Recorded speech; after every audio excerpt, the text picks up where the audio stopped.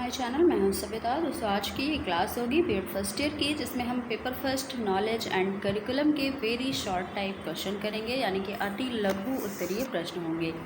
तो दोस्तों इसके पहले आपको जैसे कि पता है कि सीरीज स्टार्ट हुई है वेरी शॉर्ट क्वेश्चन की। वैसे हमने क्या किया है, अभी बीएड सेकेंड ईयर के लिए वेरी शॉर्ट क्वेश्चन किए हैं। अब आज हम करेंगे बीएड फर्स्ट ईयर के लिए पेपर फर्स्ट के वेरी शॉर्ट क्वेश्चन। देखिए यहाँ पर आज की ये क्लास होगी यूनिट फर्स्ट की, यानी कि यूनिट फर्स्ट के क्वेश्चन करेंगे। पहले यूनिट फर्स्ट क्या है, आपकी शिक्षा की अवधारणा, ये आपकी यूनिट फर्स्ट हो जाती है। तो आज हम इसी के क्वेश्चन करेंगे। 7-8 क्वेश्चन होंगे, ज़्यादा नहीं होंगे, थोड़ा थोड़ा करके हम लोग पढ़ेंगे। देखिएगा आज का पहला प्रश्न क्या है, शिक्षा के संकुचित अर्थ को समझाइए। शिक्षा के संकुचित अर्थ से अभिप्राय परंपरागत लिखना, पढ़ना और गणित एवं अन्य प्रकार की शिक्षा प्राप्त करने से है। इसके अंतर्गत बालक किसी पाठशाला में कुछ वर्षों तक कुछ अध्यापकों के सान्निध्य में किन्हीं विशिष्ट तत्वों का प्रशिक्षण प्राप्त करता है। अतः इस प्रकार से इसे शिक्षा ना कहकर हम निर्देश कहकर पुकार सकते हैं। यहाँ पर देखिएगा मैकेंजी ने कहा है कि संकुचित अर्थ में शिक्षा का तात्पर्य अपनी शक्तियों के विकास के लिए चेतनापूर्वक किए गए प्रयास होते हैं।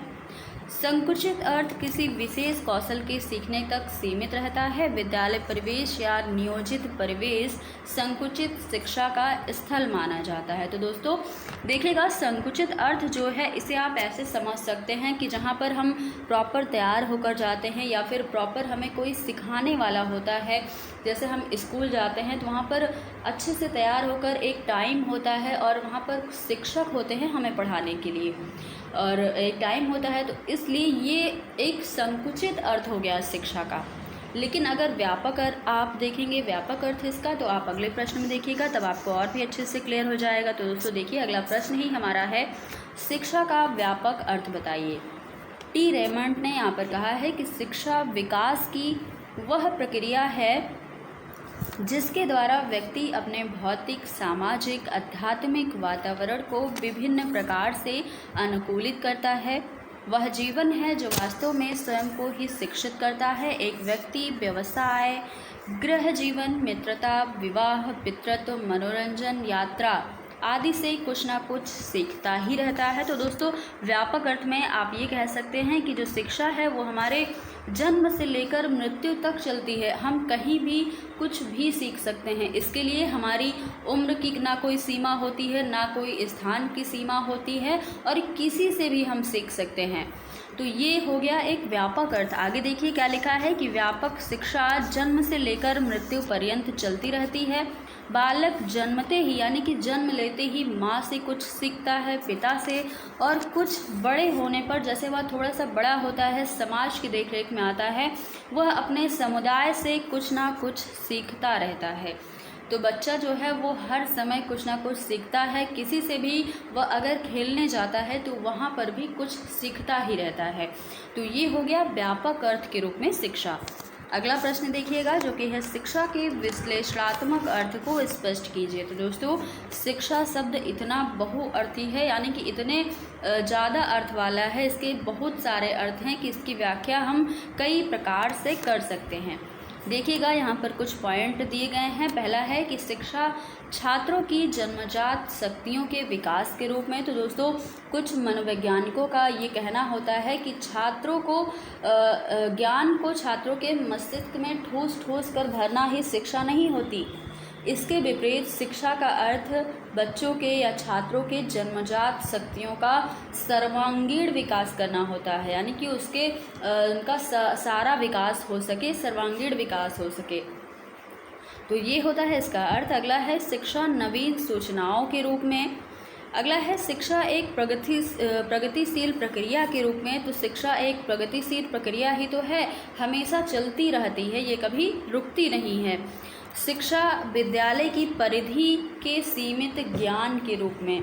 तो दोस्तों शिक्षा जो है कुछ विद्वान मानते हैं कि विद्यालय की परिधि तक ही सीमित मानते हैं इसे, लेकिन ये जो मानना है उनका, ये एक धारणा इनकी दोषपूर्ण है।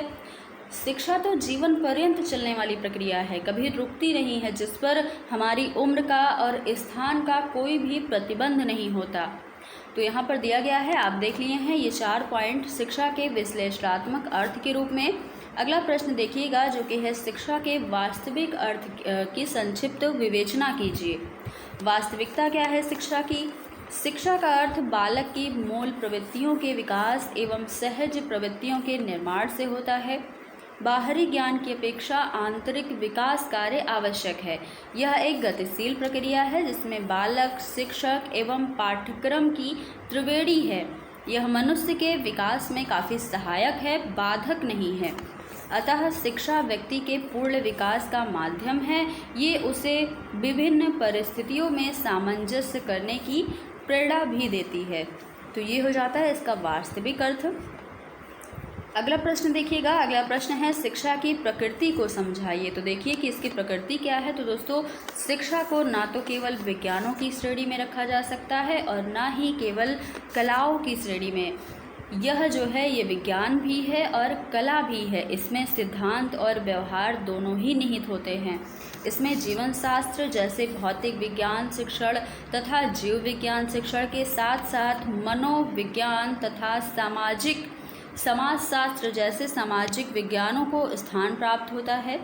इसमें शिक्षण प्रक्रिया का अभ्यास भी शामिल होता है। अभ्यास के माध्यम से शिक्षण रूपी कौशल को प्राप्त किया जा सकता है। इसलिए यहाँ पर ये स्पष्ट हो जाता है कि शिक्षा विज्ञान और कला दोनों होती है। देखिए ये इसकी प्रकृति है, विज्ञान और कला, इसको हम अलग किसी एक में नहीं बांट सकते। ये विज्ञान और कला दोनों होती है। अगला प्रश्न देखिएगा। द्विध्रुवी और त्रिध्रुवी प्रक्रिया के रूप में शिक्षण की व्याख्या कीजिए। तो देखिए शिक्षा का द्विध्रुवी पक्ष क्या होता है। तो दोस्तों, शिक्षा प्रक्रिया में शिक्षक का होना काफ़ी आवश्यक है। शिक्षक शिक्षा का एक ध्रुव है और दूसरा ध्रुव है शिक्षार्थी यानी कि विद्यार्थी। बिना शिक्षक के शिक्षा की प्रक्रिया का संचालन ही संभव नहीं है और बिना विद्यार्थी के शिक्षा प्रक्रिया असंभव है। तो यानी कि ये दोनों जो हैं, शिक्षक और शिक्षार्थी, ये दोनों ज़रूरी हैं यहाँ पर शिक्षा के लिए। इसलिए इसे द्विध्रुवी कहा गया है। देख लीजिए एक छोटा सा डायग्राम के अनुसार आप देख सकते हैं, ये शिक्षा है और एक ध्रुव जो है शिक्षार्थी और एक ध्रुव शिक्षक है। तो इसलिए इसे द्विध्रुवी कहा गया है। अगला देखिएगा, शिक्षा का त्रिध्रुवी पक्ष क्या है। तो यहाँ पर जॉन डेवी ने कहा है कि शिक्षा त्रिध्रुवी प्रक्रिया है। तीसरा तत्व उतना ही महत्वपूर्ण है जितना कि अन्य दो।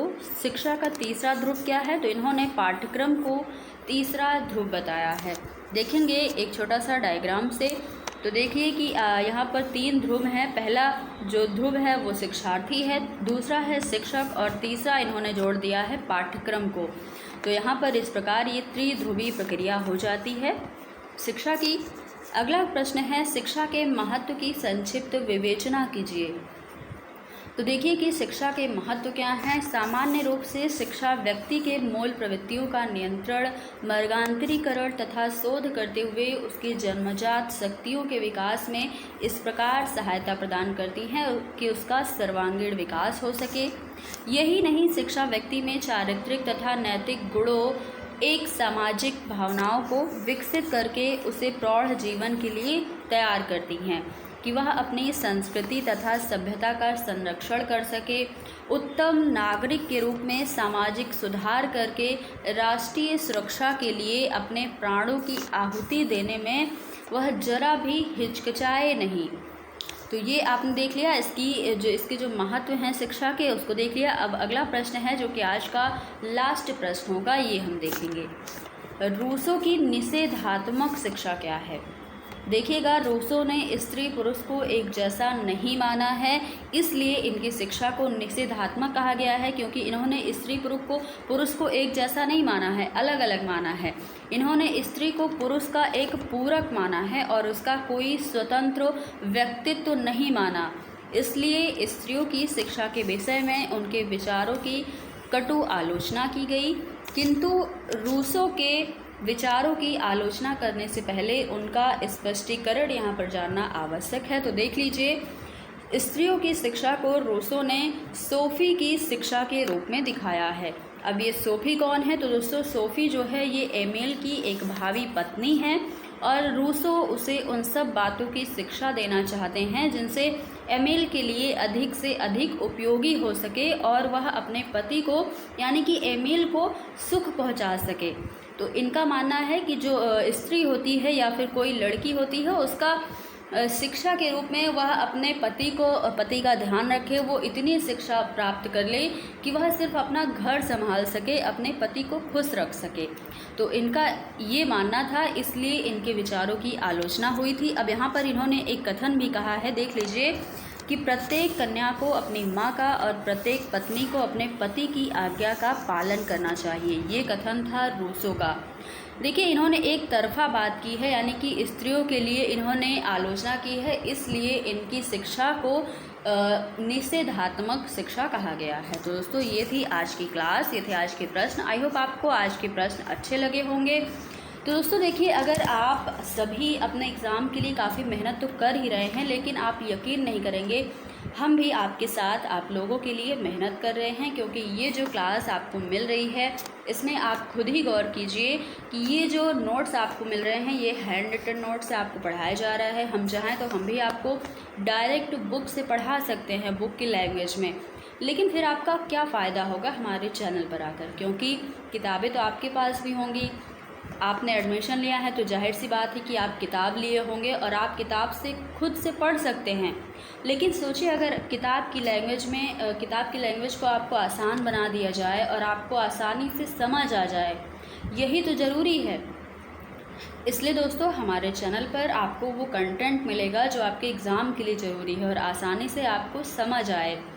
इसलिए एक नहीं, दो नहीं दोस्तों, कई सारी किताबों से छांटकर आपको ये प्रश्न दिए जा रहे हैं ताकि आपका फ़ायदा हो सके। तो ये फ़ैसला आपका होना चाहिए कि आपको इस चैनल को सब्सक्राइब करना है या नहीं करना है, लोगों तक शेयर करना है या नहीं। क्योंकि जब आप इस वीडियो को ज़्यादा से ज़्यादा लाइक शेयर करते हैं तो हमारा भी मन करता है कि हम आपके लिए और भी अच्छा कंटेंट लाते रहें। तो दोस्तों, ये रही एक बात, अगर आपको क्लास अच्छी लगी होगी तो आप लाइक शेयर कर दीजिएगा और चैनल पर नए हैं तो चैनल को सब्सक्राइब कर लीजिएगा। फिर मिलेंगे अगली क्लास में कुछ नए प्रश्नों के साथ, कुछ नए टॉपिक के साथ। धन्यवाद।